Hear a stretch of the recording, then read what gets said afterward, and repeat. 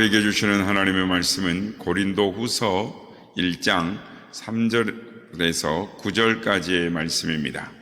고린도후서 1장 3절에서 9절까지의 말씀을 교독하시고 마지막 절은 함께 합독하시도록 하겠습니다. 찬송하리로다. 그는 우리 주 예수 그리스도의 하나님이시요 자비의 아버지시요 모든 위로의 하나님이시며 우리의 모든 환난 중에서 우리를 위로하사 우리로 하여금 하나님께 받는 위로로서 모든 환난 중에 있는 자들을 능히 위로하게 하시는 이시로다. 그리스도의 고난이 우리에게 넘친 것 같이 우리가 받는 위로도 그리스도로 말미암아 넘치는도다. 우리가 환난 당하는 것도 너희가 위로와 구원을 받게 하려는 것이요 우리가 위로를 받는 것도 너희가 위로를 받게 하려는 것이니 이 위로가 너희 속에 역사하여 우리가 받는 것 같은 고난을 너희도 견디게 하느니라. 너희를 위한 우리의 소망이 견고함은 너희가 고난에 참여하는 자가 된 것 같이 위로에도 그러할 줄 알미라. 형제들아, 우리가 아시아에서 당한 환난을 너희가 모르기를 원하지 아니하노니 힘에 겹도록 심한 고난을 당하여 살 소망까지 끊어지고. 우리 다 같이 함께 읽겠습니다. 우리는 우리 자신이 사형 선고를 받은 줄 알았으니 이는 우리로 자기를 의지하지 말고 오직 죽은 자를 다시 살리시는 하나님만 의지하게 하심이라. 아멘. 할렐루야. 오늘도 우리 예배 가운데 함께 하신 주님을 찬양합니다. 그리고 오늘도 새벽 기도 향연에 나오신 우리 모든 성도님들께 하나님의 은혜와 평강이 함께 하시길 기원드립니다.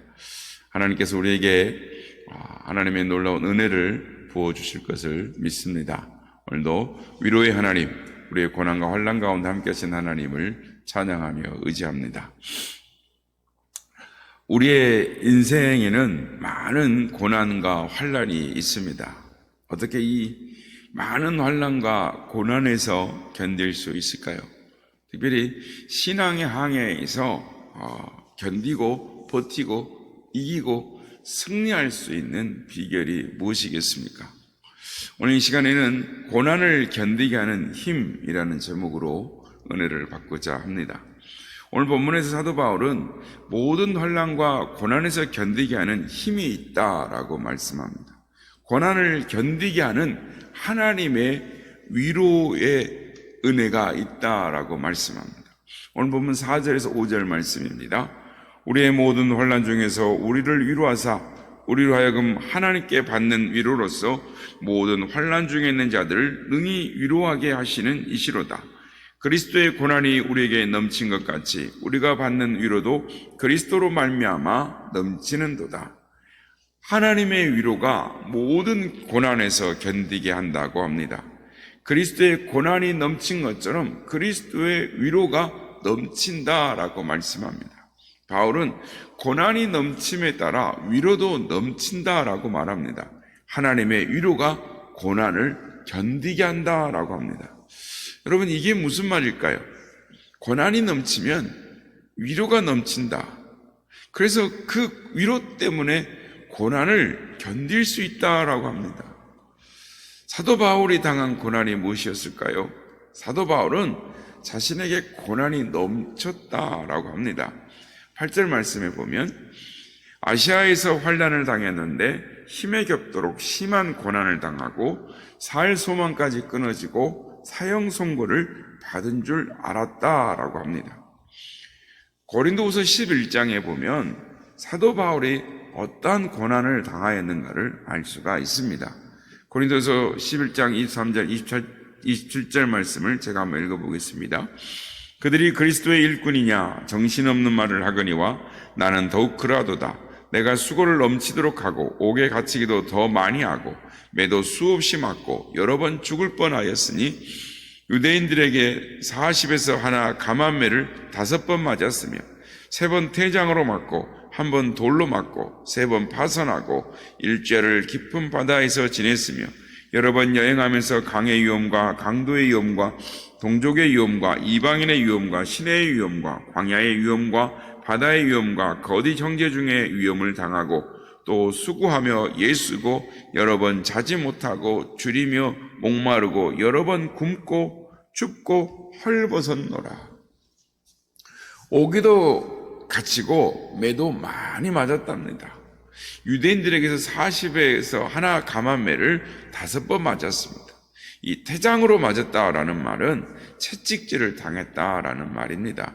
그러니까 유대인들 사이에서 문제가 생기면, 시비가 생기면 재판을 청하게 되는데, 재판장이 죄가 중한 사람에게 태형을 선고하고 그의 죄에 따라서 수를 정해서 매를 때리게 하는데, 40회까지는 때리게 하지만 그 이상은 때리지 말라라는 것입니다. 왜냐하면 신명기 25장에 하면 40대 이상을 때리면 형제를 없인 여기는 것이 되기 때문에 40대 이상은 때리지 말라라고 말을 합니다. 근데 여러분, 태형이란 이 채찍질을 말합니다. 그러니까 채찍질은 노예들에게나 중재인에게나 행하는 것입니다. 그러니까 죽을 만큼 때리는 것, 그것이 태형, 채찍질입니다. 그런데 그리고 40대 이상 맞으면 사람이 죽습니다. 우리도 예전에 곤장을 30대 이상 맞으면 죽는다라고 합니다. 그래서 40대 이상 때리지 말라라는 것은 죽지 않게 하라는 것입니다. 유대인의 법에 의하면 노예는 때려서 죽일 수가 있었습니다. 그러니까 노예는 때려서 죽이지만 동족은 죽을 만큼 때려서는 안 된다라는 겁니다. 그러니까 바울 사도가 40의 감한매를 5번을 맞았다라는 말은 죽지 않을 만큼, 가만 죽을 만큼 매를 5번이나 맞았다라는 말입니다. 여러분, 40의 감한매를 5번 맞았다라는 말은 어떤 의미냐? 쉽게 말하면 우리 조상들이 어떤 한 집안이나 동네에서 못된 짓을 저리거나 난폭한 행동을 하면서도 죄를 뉘우칠 줄 모르면 이 문중이나 동네 회의를 거쳐서 이렇게 어른들 앞에 끌고 가서 멍석을 펴놓고 둘둘 말아서 뒤집어 씌우고 온 집안 식구들이나 동네 사람들이 이 문매를 가해서 버릇을 고쳐주는 이 습속이 있었습니다. 그래서 옛날에는 관청에 신고하는 대신 이 같은 방법을 써서 죄를 물었기 때문에 이 문중법이나 독립법이 더 무서웠다라고 하는 것입니다. 그래서 이것을 옛날에 이 동네마다 사회 규범을 유지시키는 방식이었는데 이것을 멍석말이라고도 하고 덕석말이라고도 하는 것입니다. 아무튼 사도 바울은 이런 매를 5번이나 맞은 것입니다. 이렇게 맞고 나면 상한 것이 없는 것입니다. 속된 말로 반병신이 되는 것입니다. 사회에서 매장이 되는 것입니다. 이 외에도 수많은 고난이 있었습니다. 돌로 맞아서 죽었습니다. 자지도 못하고 굽고 춥고 헐벗었다라고 말합니다. 여러분, 바울이 이 많은 고난을 어떻게 견딜 수가 있었을까요? 4절 말씀입니다. 우리의 모든 환난 중에서 우리를 위로하사 우리로 하여금 하나님께 받은 이로로서 모든 환난 중에 있는 자들을 능히 위로하게 하시는 이시로다. 아멘. 하나님께로부터 받은 위로 때문에 모든 환난에서 고난에서 견딜 수 있었다라고 합니다. 성도 여러분, 하나님이 주시는 위로는 어떤 위로였을까요? 오늘 말씀 9절 말씀입니다. 우리는 우리 자신이 사형 선고를 받은 줄 알았으니 이는 우리로 자기를 의지하지 말고 오직 죽은 자를 다시 살리시는 하나님만 의지하게 하십니다. 죽은 자를 다시 살리시는 하나님을 의지함으로 위로를 받았다라는 것입니다. 다시 말하면 부활의 주님을 경험함으로 위로를 받았다라는 것입니다. 부활의 주님으로부터 오는 위로로 모든 고난을 견딜 수 있었다라는 것입니다. 여러분, 부활의 주님을 어떻게 경험할 수 있습니까? 주님이 주시는 위로를 어떻게 경험할 수 있습니까? 성령의 탄식의 기도를 경험하는 것입니다. 다른 말로 하면 영혼의 눈물의 기도를 하는 것입니다. 8절과 9절 말씀에 보면 힘에 겹도록 심한 고난을 당했다고 합니다. 그래서 살 소망까지 끊어졌다고 합니다. 아, 진짜 죽었구나 라고 생각할 정도로 사형 선고를 받은 줄 알았다라고 합니다. 우리가 인생을 살다 보면 우리의 뜻대로 안 될 때가 있습니다. 최선을 다했는데 할 수 있는 것을 다 했습니다. 그런데 실패했습니다. 망했습니다. 다 끝났습니다. 도와줄 사람이 없습니다. 이 세상의 천지에 믿을 사람 하나 없고 의지할 데가 없습니다. 인간적으로 다 끝이 난 겁니다. 모든 희망이 다 사라졌습니다. 가능성이 없습니다. 눈물과 괴로움밖에 없습니다. 그때부터 터져 나오는 기도가 있습니다. 그것은 기도가 아닙니다. 통곡입니다. 비명입니다. 하나님, 와 하면서 신음소리가 나올 것 같지만 신음소리도 나오지 않습니다. 그때 마음속에 터져 나오는 기도가 있습니다. 영혼의 깊은 한가운데서 밀고 나오는 기도가 있습니다. 그게 내 안에서 탄식하시는 성령님의 탄식의 기도입니다. 로마서 8장 26절 말씀입니다. 이와 같이 성령도 우리의 연약함을 도우시나니 우리는 마땅히 기도할 바를 알지 못하나 오직 성령이 말할 수 없는 탄식으로 우리를 위하여 친히 간구하시느니라. 내가 기도를 못하는 것입니다. 어쩔 바를 모릅니다. 기도가 안 됩니다. 그때 성령님께서 말할 수 없는 탄식으로 기도합니다. 이 탄식의 기도 가운데 하나님을 만나는 것입니다. 하나님의 음성을 듣습니다. 하나님의 만지심을 경험하고 치료하심을 경험합니다. 하나님의 위로를 경험합니다. 저는 사도 바울의 인생 가운데 이런 일이 참으로 많았다라고 생각합니다. 매를 죽을 만큼 맞았고 신음밖에 나오지 않을 때, 눈에서 눈물이 쏟아지고 입에서 핏물이 고여 나올 때 그가 무슨 기도를 할 수 있었겠습니까? 사도행전 16장에 보면 이런 일이 있습니다. 환상 중에 마게도냐 사람이 나와 우리를 도우라라고 합니다. 하나님의 명령인 줄 알고 빌립보로 갔습니다. 그리고 그곳에서 감옥에서 옷을 찢어 벗김을 당하고 매를 매우 많이 맞았습니다. 죽을 만큼 맞았습니다. 그리고 빛도 들지 않는 깊은 감옥에 갇혔습니다. 빌립보는 처음 간 곳입니다. 아는 사람도 없고 하소연할 것도 없습니다. 그냥 납치되면 납치되는 대로, 팔리면 팔리는 대로 죽을 수밖에 없는 자리에 처했습니다. 이제 이곳에서 비명 행사하게 되었습니다. 살 희망이 사라졌습니다. 그가 할 수 있는 것이 없습니다.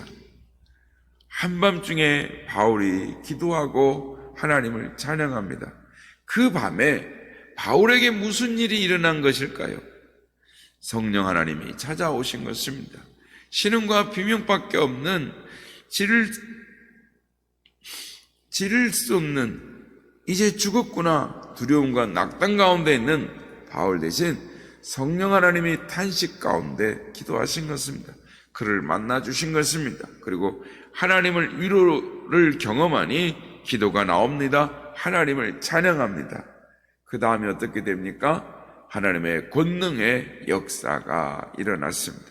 큰 지정 가운데 옥토가 움직이고 문이 다 열리고 묶인 것이 풀어지는 하나님의 권능의 역사가 일어난 것입니다. 성도 여러분, 눈물의 기도를 할 때, 성령의 탄식의 기도를 경험할 때 죽은 자를 살리시는 하나님을 경험하는 것입니다. 시편 42편 3절에서 5절 말씀입니다. 사람들이 종일 내게 하는 말이 내 하나님이 어디 있느뇨 하오니 내 눈물이 주야로 내 음식이 되었도다. 내가 전에 성의를 지키는 무리와 동행하여 기쁨과 감사의 소리를 내며 그들을 하나님의 집으로 인도하였더니 이제 이 일을 기억하고 내 마음이 상하는도다. 내 영혼아, 내가 어찌하여 낙심하며 어찌하여 내 속에서 불안해하는가? 너는 하나님께 소망을 두라. 그가 나타나 도우심으로 말미암아 내가 여전히 찬송하리로다. 여러분, 우리는 눈물밖에 나오지 않을 때가 있습니다. 낙심하고 절망하고 탄식밖에 나오지 않을 때가 있습니다. 사람들이 하는 말이 너희 하나님이 어디 있느냐라는 말밖에 없습니다. 비웃음과 조롱밖에 없습니다. 그래서 마음이 상하고 또 상하는 것입니다. 그때 어떻게 해야 합니까? 하나님께 소망을 두어야 합니다. 내 영혼아, 내가 어찌하여 낙심하며 어찌하여 내 속에서 불안해하는가? 너는 하나님께 소망을 두라. 그가 나타나 도우심으로 말미암아 내가 여전히 찬송하리로다. 어떤 장로님이 공장을 지었는데 공장에 불이 났습니다. 증설을 했는데 홀라당 다 타버렸습니다. 공장에 불이 나고 불타고 나서 제가 된 것을 보고 기도에 왔는데, 그때 기도의 찬양이 하나님은 실수하지 않으신다네, 하나님은 실수하지 않으신다네 였습니다. 여러분, 찬양이 나왔겠습니까? 기도가 나왔겠습니까? 여러분, 찬양할 수 없을 때 찬양하는 것이 믿음입니다. 기도할 수 없을 때 기도하는 것이 믿음입니다. 이때 하나님의 위로를 경험하는 것입니다. 죽은 자를 다시 살리시는 하나님을 경험하는 것입니다. 이 장로님이 그 뒤로 3년 뒤에 공장이 2배로 확장되었다, 성장했다는 것입니다. 여러분, 어떠한 상황 가운데서도 죽은 자를 살리시는 하나님을 의지하시는 여러분 되시기를 축복합니다. 그런 말미암아 하나님의 위로로 승리함으로 말미암아 하나님의 역사, 권능의 역사를 간증하는 우리 모두가 다 되시기를 예수님의 이름으로 축복합니다.